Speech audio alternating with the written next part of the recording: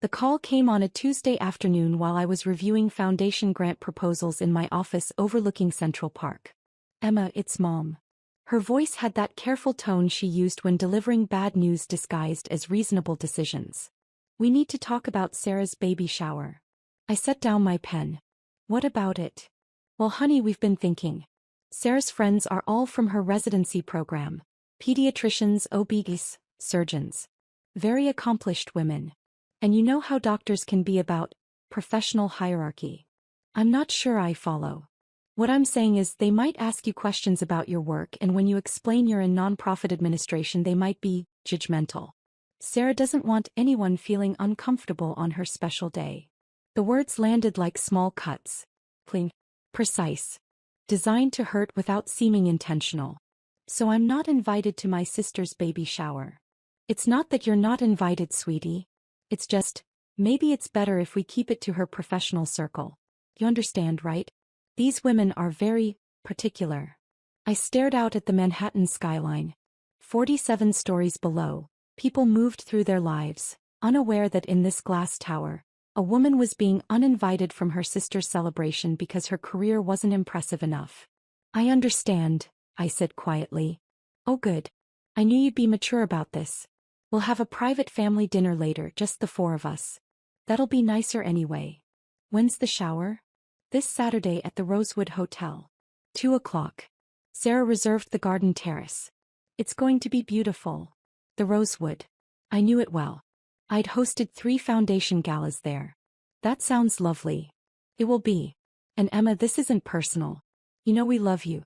But sometimes it's better to be practical about these things.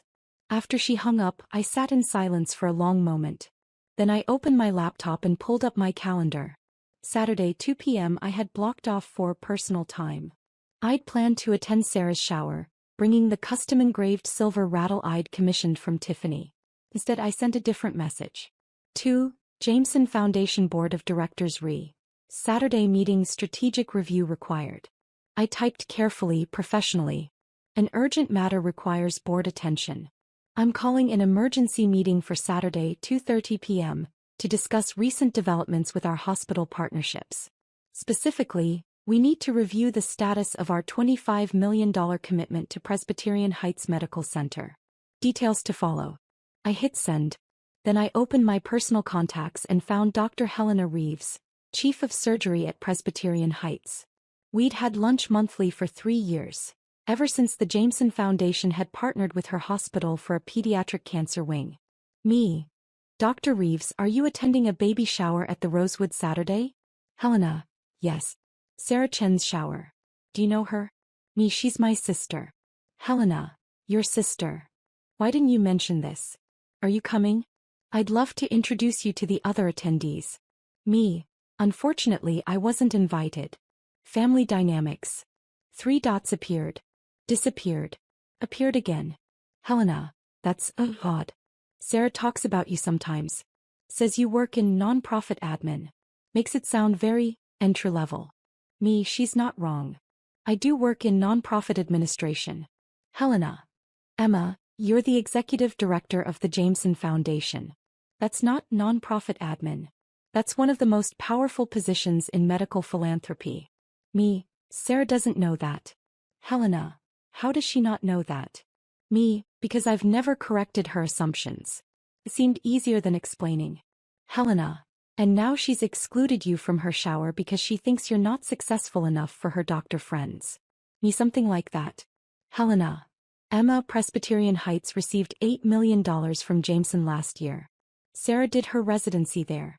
She's been bragging to everyone about working at the most well-funded hospital in the city. She has no idea that funding came from you? You know. Helena. This is absurd. Me, it's fine. I'm used to it. Helena. It's not fine. But I respect your privacy. What's this about Saturday? Me. I'm calling an emergency board meeting. 2:30 p.m. We need to review our hospital partnerships. Helena. All of them? Me. Particularly Presbyterian Heights.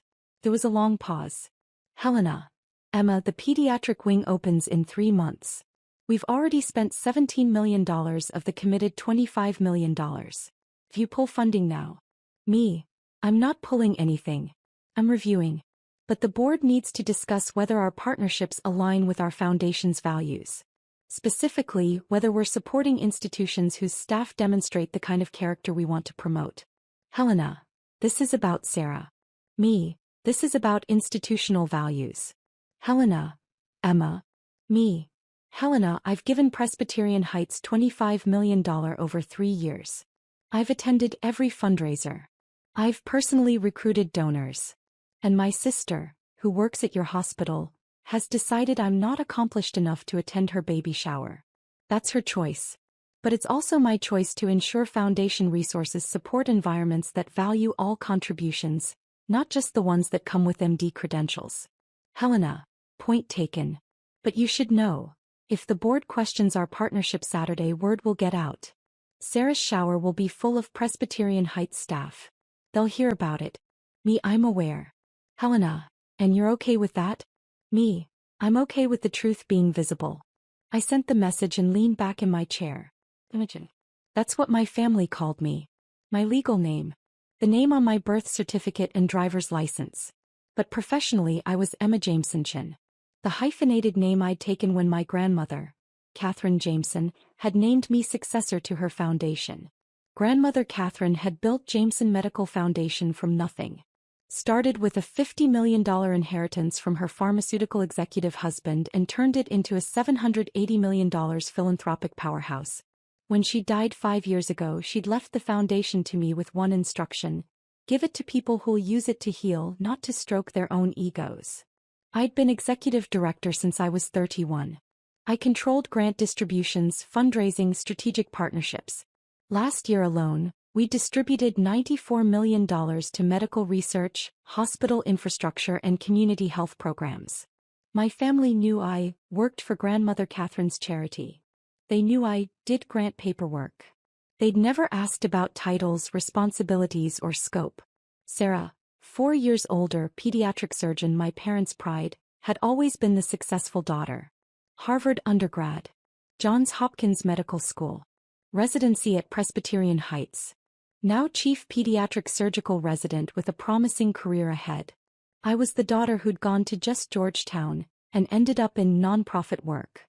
Never mind that Georgetown's public policy program had led directly to a fellowship at Jameson Foundation, which had led to Grandmother Catherine mentoring me personally for 6 years. My parents introduced Sarah as our daughter, the surgeon. They introduced me as Emma, she works for a charity. I'd stopped correcting them when I'd realized the truth. They needed Sarah to be the successful one. That narrative was comfortable for them. Changing it would require them to reassess 36 years of family dynamics. So I'd let them believe what they wanted. But now Sarah had crossed a line. Not attending the baby shower was one thing. Being explicitly told I wasn't accomplished enough for her doctor friends, that required a response. Not a petty response. Not revenge. Just clarity. Saturday morning arrived cold and gray. I dressed in a charcoal Armani suit, the one I wore to board meetings when I needed to project authority. Pulled my hair into a sleek bun. Minimal jewelry except for Grandmother Catherine's diamond studs. At 1:45 p.m. my phone buzzed. Sarah, baby shower starting soon. Wish you could be here, but I know you understand why it's better this way. Love you. I didn't respond. At 2:15 p.m., I walked into the Jameson Foundation's emergency board meeting. 12 board members, all distinguished medical professionals and philanthropists. The room overlooked the East River, floor-to-ceiling windows, modern minimalist design. Thank you all for coming on short notice, I began. We need to discuss our hospital partnerships, specifically Presbyterian Heights Medical Center. Dr. Richard Thornton, board chairman and former Surgeon General, leaned forward. Emma, we've committed $25 million to Presbyterian Heights. The pediatric wing is nearly complete. What's the concern? The concern is institutional culture. We've invested significant resources in Presbyterian Heights based on their commitment to inclusive, patient-centered care. I need to verify that culture extends to how they treat all contributors, not just those with medical degrees. Board member Patricia Zhao, retired hospital administrator, frowned. Has something happened? I've become aware that some staff at Presbyterian Heights operate under a hierarchy that values only certain types of professional achievement. They've demonstrated a pattern of dismissing non-medical professionals as less valuable. That's concerning, Richard said. Do you have specific examples? I do. But I'd like to table detailed discussion until we can hear from Presbyterian Heights leadership directly. I've invited Dr. Helena Reeves, their chief of surgery, to join us at 2:45. She's coming here? During Sarah Chen's baby shower. Patricia's eyes widened. Emma, isn't Sarah your sister? Yes. Understanding rippled through the room. Richard cleared his throat. Emma, are you conflating personal family matters with foundation business? I'm ensuring that foundation resources support institutions whose values align with our mission. If Presbyterian Heights staff believe that only physicians contribute meaningfully to medical care, if they actively exclude and diminish other professionals, then we need to reconsider whether they're the right partner for a foundation built on inclusive excellence. The room fell silent. At 2:47 p.m., my assistant showed Dr. Helena Reeves into the conference room. She looked stressed, still in her dress from the shower, clearly having left early. Dr. Reeves, thank you for coming, I said formally.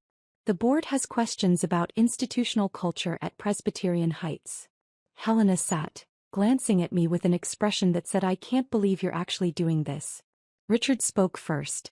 Dr. Reeves, Emma has raised concerns about how Presbyterian Heights values non-medical professionals. Can you speak to your institution's culture? Helena took a breath. Presbyterian Heights has always prided itself on collaborative, interdisciplinary care. We employ and respect a wide range of professionals: nurses, administrators, social workers, researchers. Our mission statement explicitly values all contributions to patient care. And in practice? Patricia asked. In practice, we're human. Sometimes medical staff can be hierarchical. It's an industry-wide problem. Physicians sometimes fail to recognize that healing happens through many hands, not just surgical ones. Has the foundation ever expressed concerns about this before? Richard asked. No. Emma has been nothing but supportive. She's attended every fundraiser, recruited major donors, championed our pediatric cancer wing personally. So why are we discussing this now? Helena hesitated, looking at me. I nodded.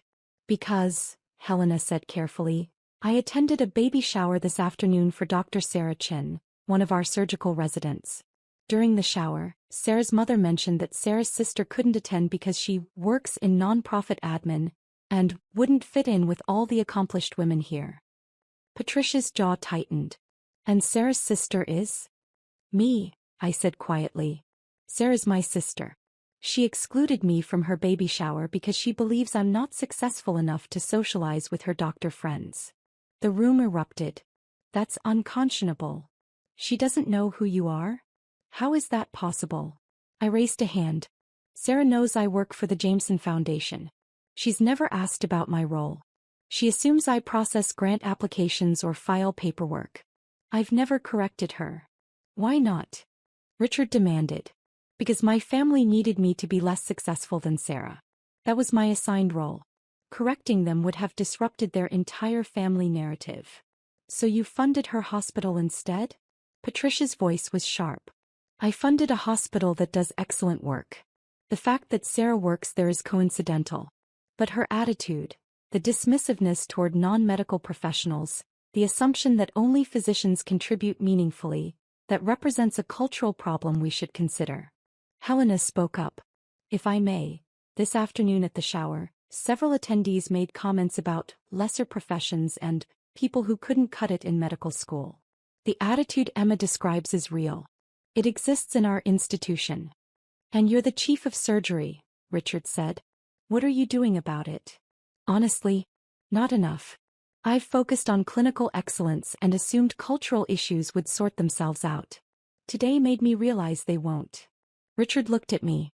Emma, what do you want? I want Presbyterian Heights to demonstrate that they value all contributions to healthcare, not just those made by physicians.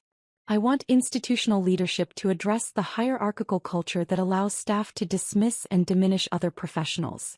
And I want to ensure that foundation resources support environments where excellence is recognized in all its forms. And if Presbyterian Heights doesn't meet those standards, then we complete our current commitments and redirect future funding to institutions that do. Helena's face went pale. Emma, Presbyterian Heights receives more foundation funding than any other hospital in the region. If you redirect that, then perhaps Presbyterian Heights should ensure its culture reflects the values that attracted that funding in the first place. Richard looked around the table. Board members' thoughts. The discussion lasted 40 minutes. Every board member agreed. Institutional culture mattered. If Presbyterian Heights demonstrated systemic dismissiveness toward non-medical professionals, that conflicted with foundation values. Finally, Richard said, Dr. Reeves, the board's decision is this. We'll continue current commitments, but all future funding is contingent on Presbyterian Heights implementing measurable cultural change. We want quarterly reports on initiatives to address professional hierarchy. We want staff training on interdisciplinary respect. And we want visible leadership commitment to valuing all contributions to patient care. I understand, Helena said quietly. You have 90 days to present an action plan. Until then, all new grant applications are frozen. After Helena left, the board members lingered. Patricia approached me. Emma, that took courage. It took reaching a breaking point. Your sister has no idea what she's cost her hospital, does she? Not yet. She will soon. Word travels fast in medical circles. I nodded. I know. At 4:17 p.m., while I was still in the board meeting aftermath, my phone started buzzing. Sarah. Emma, what the hell is going on? Dr. Reeves left my shower early for an emergency board meeting with the Jameson Foundation. People are saying the foundation is reviewing Presbyterian Heights funding. I silenced the phone. Emma, Sarah called very upset. She says something's happening with hospital funding. Do you know anything about this? Sarah. Why is the Jameson Foundation suddenly questioning Presbyterian Heights? This is going to reflect badly on all of us residents. Honey, please call us. Sarah's friends are all worried about their jobs. At 5:03 p.m. my phone actually rang. Sarah. I let it go to voicemail. Her message. Emma, I don't understand what's happening. Dr. Reeves came back from this foundation meeting and immediately called an emergency staff meeting. She said Jameson Foundation is reconsidering partnerships with hospitals that don't value all healthcare professionals. Everyone's panicking. Do you know anything about this? You work there, right? Can you find out what's going on? I deleted the message. At 6:42 p.m. another voicemail from Mom. Emma, this is getting serious. Sarah's colleagues are saying the Jameson Foundation might pull $25 million in funding. That's the pediatric wing Sarah's been working on. Can you ask your boss what's happening? This could ruin Sarah's career before it even starts. I poured a glass of wine and looked out at the city lights. My phone buzzed again. Helena. The hospital administrator just called an emergency leadership meeting for Monday morning. Word got out. Your name came up. Sarah asked if anyone knew Emma Chin from the foundation. I told her to ask you herself. Me and Helena. She said you just do grant paperwork. Someone showed her the foundation website. The executive team page. Your photo and bio. She went completely silent. Me, what does my bio say? Helena. Emma Jameson, Executive Director. Emma leads strategic direction for the Jameson Medical Foundation's $94 million annual distribution budget. Previously served as Director of Strategic Partnerships and completed a fellowship in medical philanthropy at Georgetown University. She holds degrees in public policy and healthcare administration. Under her leadership, the foundation has distributed over $380 million to medical research and hospital infrastructure. Me, comprehensive. Helena. Emma, she had no idea. She literally said, that can't be my sister. My sister works in admin. Me, what did you say? Helena. I said that administration at the executive level means controlling hundreds of millions of dollars in medical funding. That grant paperwork means deciding which hospitals get world-class pediatric wings and which ones don't. That maybe she should have asked you about your actual job instead of assuming. Me, how did she react? Helena. She asked for your phone number. I told her she already had it. At 7:28 p.m. Sarah called again. This time I answered. Emma. Her voice was tight. I need you to tell me something. Okay. Are you Emma Jameson, Executive Director of the Jameson Foundation? Yes. Silence. Long, painful silence. You're the person who controls the $25 million grant to Presbyterian Heights. I'm the person who recommended that grant to the board, yes. The board approved it. And today you called an emergency board meeting to reconsider. To review our hospital partnerships, yes. Because of what? Because I didn't invite you to my baby shower. Because you didn't invite me to your baby shower because you thought I wasn't accomplished enough to socialize with your doctor friends. There's a difference. Emma, I didn't mean. You meant exactly that, Sarah. Mom called me Tuesday and said your friends are all from your residency program, very accomplished women, and that they might be judgmental about my work in nonprofit administration. She said you didn't want anyone feeling uncomfortable on your special day. I was trying to protect you. From what? From successful women who might ask me questions about my work? Sarah, I oversee nearly $100 million in annual medical grants. I partner with hospital CEOs and research directors. I recruit billionaire donors and negotiate multi-year funding commitments. What exactly was I being protected from? I didn't know you did all that.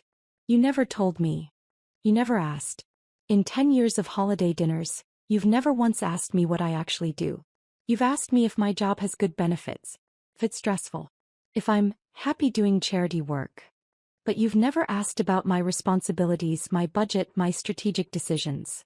Because you said you worked in grant administration. I said I worked for the Jameson Foundation in grant administration. Which is accurate. I administer grants. It's just that administer, at my level means, direct the distribution of $94 million annually.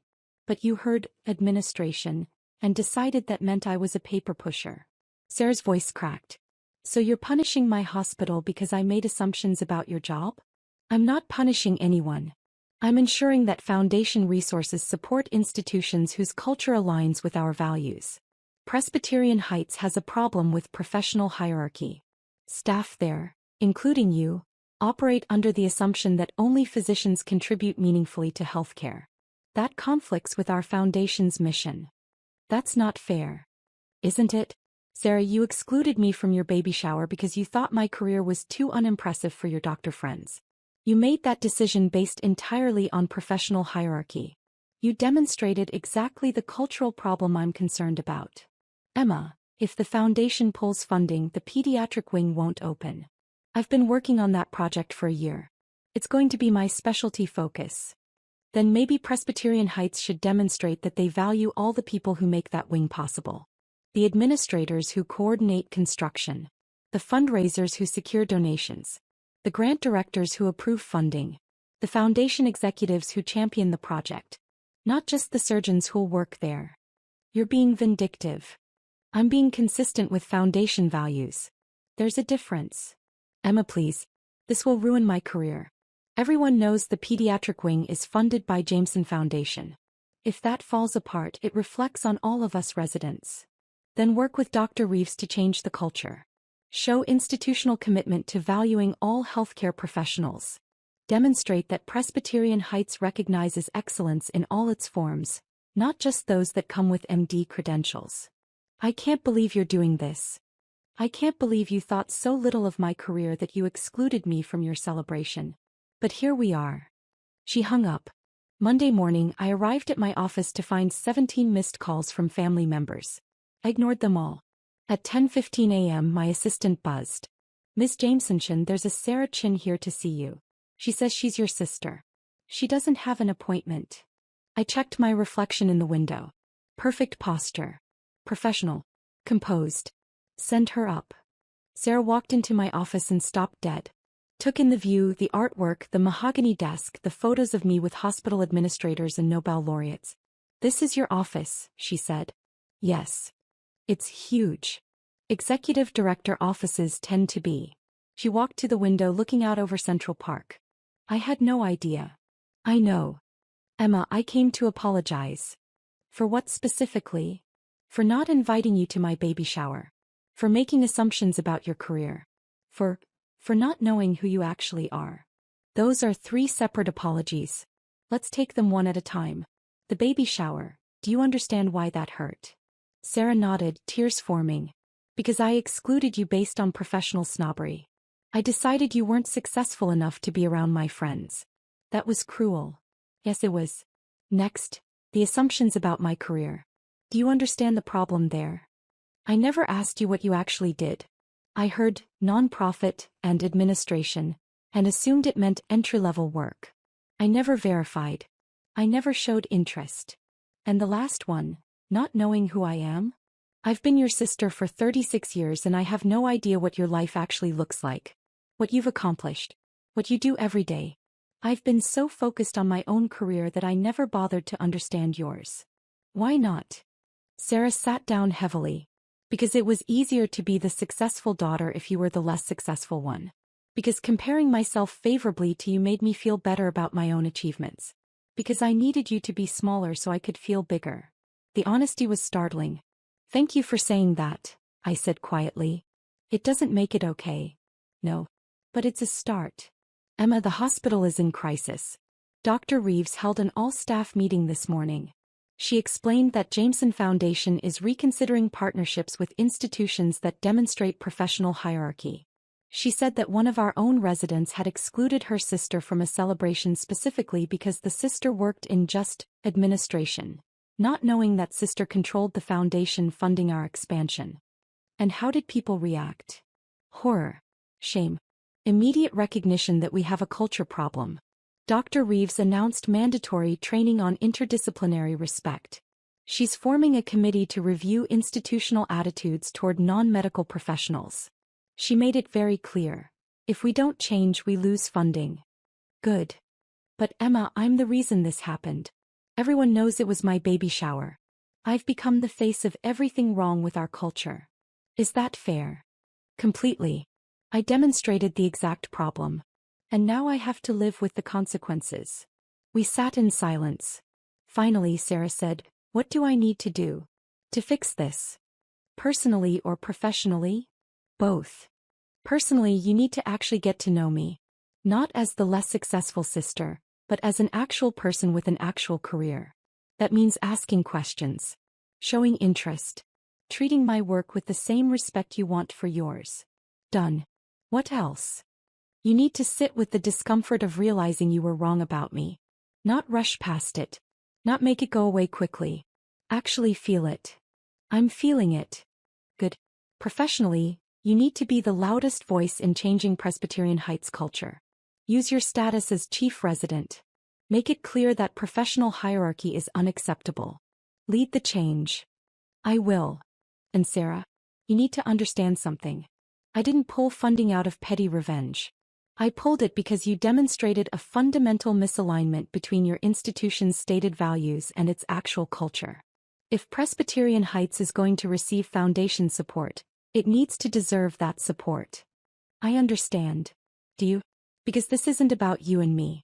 This is about whether hospitals value all the people who make healing possible. The researchers, the administrators, the fundraisers, the policy experts. If medical institutions only celebrate physicians, they're missing half the equation. Sarah nodded. You're right. And we've been wrong. I've been wrong. Yes. You have. Can I ask you something? Go ahead. Why didn't you ever correct us? Why didn't you make us see you? I thought about that. Because fighting for recognition is exhausting. Because I was tired of justifying my worth. Because I decided it was easier to build something undeniable than to constantly argue for acknowledgement. And then I made you argue anyway. No. You made me set a boundary. There's a difference. I'm not arguing for acknowledgement anymore, Sarah. I'm requiring it. And if institutions or family members can't provide it, I'm redirecting my energy elsewhere. She walked to my desk. I want to do better. As your sister. I want to actually know you. That takes time. I have time. This baby isn't coming for 4 months. You're inviting me to be part of that? I'm begging you to be part of it.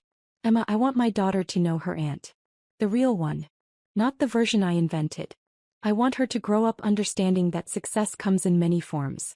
That leadership isn't just about surgical skill. That the woman who funds pediatric wings is just as important as the woman who operates in them. Something in my chest loosened. I'd like that, I said quietly. Can we start over? Actually start over. We can try. Sarah pulled out her phone. Tell me about your work. Really tell me. I want to understand what you do every day. So I told her. About the grant review process. The strategic partnerships. The donor cultivation. The foundation board meetings where we decided which medical innovations deserved funding. About the pediatric cancer wing at Presbyterian Heights. How I'd personally recruited 3 major donors. How I'd championed the project through 2 years of foundation reviews. How I'd negotiated the $25 million commitment. About the other hospitals we supported. The research labs. The community health programs. Sarah listened. Really listened. Asked questions. Took notes. Emma, you've built something incredible. Thank you. And I've been treating you like you were unsuccessful. Yes. I'm so sorry. I know. 3 months later, Presbyterian Heights opened the Jameson Pediatric Cancer Wing. The dedication ceremony was beautiful. Families, staff, board members all celebrating. Dr. Reeves gave a speech about interdisciplinary excellence. About how healing required collaboration between physicians, nurses, researchers, administrators, and philanthropists. About how the wing existed because of contributions from dozens of professionals, not just surgeons. Then she introduced me. I'd like to recognize Emma Jameson, Executive Director of the Jameson Foundation. Without Emma's vision, fundraising, and strategic leadership, this wing wouldn't exist. Emma, would you say a few words? I stood at the podium looking out at the crowd. My family sat in the front row. Mom, Dad, Sarah holding her newborn daughter. When we fund medical infrastructure, I began, we're not just building walls and buying equipment. We're investing in possibility. In the chance that a child diagnosed with cancer will find hope. In the belief that healing happens when talented people work together toward a common goal. I paused, looking directly at Sarah. This wing exists because of physicians who treat with skill and compassion. Because of nurses who provide round-the-clock care. Because of researchers who develop new protocols. Because of administrators who coordinate complex systems. Because of donors who believe in the mission. And because of foundation staff who champion these projects. Every single person in this chain matters. Not just the ones with the most visible roles. Not just the ones with MD credentials. Everyone. And when institutions recognize that, when they truly value all contributions, that's when extraordinary things become possible. The applause was warm, genuine. After the ceremony, Sarah approached with her daughter. Emma, I'd like you to meet Catherine. Named after grandmother. I looked at the tiny face, the alert eyes. Hello, Catherine, I whispered. I want her to know her Aunt Emma, Sarah said. The real one. The one who builds pediatric wings and changes hospital cultures and doesn't need anyone's permission to be extraordinary. That's a lot of pressure for an aunt. You can handle it. You're executive director of a $780 million foundation. I smiled. When did you memorize that figure? When I started actually paying attention to your career. Emma, I've been telling everyone about you. At the hospital. At family gatherings. Anyone who'll listen. My sister runs the Jameson Foundation. She's one of the most influential people in medical philanthropy. That's generous. It's true. And I should have been saying it for years. Mom approached, dabbing her eyes. Emma, that speech was beautiful. We're so proud of you. Thank you, Mom. I'm sorry we didn't understand earlier. About what you'd accomplished. We should have asked more questions. Yes. You should have. Can we do better? Going forward. We can try. Dad joined us. Emma, my colleagues at the firm have been asking about you. Apparently, the Jameson Foundation is legendary in nonprofit circles. I had no idea. It's okay, Dad. You know now. It's not okay. We let you be invisible for too long. That changes now. And it did change. Fully. Imperfectly. But it changed. Family dinners became actual conversations about my work. Holiday gatherings included questions about foundation projects. Sarah called regularly not just for big events but to ask how my week had been. The transformation wasn't instant. Years of dismissal don't disappear overnight. But it was real. And that was enough. 6 months after the pediatric wing opened, I received a letter from Presbyterian Heights. Dr. Reeves had written to inform me that the hospital had completed its cultural transformation initiative. Staff training on interdisciplinary respect. New policies valuing all professional contributions. Measurable improvements in how non-medical professionals were treated. The letter concluded. This change began with a difficult conversation. With your willingness to demand better. We're grateful for your leadership and your refusal to accept a culture that didn't deserve your foundation's support. I called the board meeting. Presbyterian Heights has done the work, I told them. They've demonstrated genuine cultural change. I recommend we approve their application for the next phase of funding. Richard smiled. The research lab expansion? Yes. $18 million over 3 years. And you're confident they've earned this? I am. The board voted unanimously to approve. After the meeting, Patricia pulled me aside. Emma, what you did, forcing institutional change by threatening to withdraw funding, that was controversial. Some people thought it was too personal. It was personal. And it was also right. I agree. But not everyone would have had the courage to do it. I didn't need courage, Patricia. I just needed to be tired enough of being diminished. She laughed. Well, whatever it was, it worked. Presbyterian Heights is a better institution because of you. And your sister is a better person. She's trying. That's what matters. A year after that baby shower I wasn't invited to, Sarah hosted a first birthday party for Catherine. The invitation arrived by mail, formal and beautiful. You're invited to celebrate Catherine's first birthday. Saturday, 2 p.m., Rosewood Hotel Garden Terrace. We can't wait to celebrate with the people who matter most. At the bottom in Sarah's handwriting. Emma, please come. It wouldn't be the same without you. Your family. And this time I know exactly who you are. I went to the party. The same doctors were there. The same accomplished women who'd attended the baby shower. This time Sarah introduced me properly. Everyone, this is my sister Emma. She's the executive director of the Jameson Foundation. She's the reason Presbyterian Heights has world-class facilities. She's one of the most respected people in medical philanthropy. And I'm incredibly proud to be her sister. The doctors looked at me with new recognition. Several approached to thank me for foundation support. To ask about grant opportunities. To treat me like the professional I'd always been. It was gratifying. But it wasn't why I'd come. I'd come because Sarah had asked. Because she'd done the work of seeing me. Because she'd earned the right to celebrate with me. As the party wound down, Sarah found me on the terrace. Thank you for coming. Thank you for inviting me. Properly this time. Emma, I've been thinking about that baby shower. About what I said. What I believed about you. We've moved past that. Have we? Because I'm not sure I have. I wake up sometimes remembering that I excluded you because I thought you weren't successful enough. It makes me sick. Sarah, you're allowed to forgive yourself. Am I? Even though I was so wrong. Especially because you were wrong. You recognized it. You changed.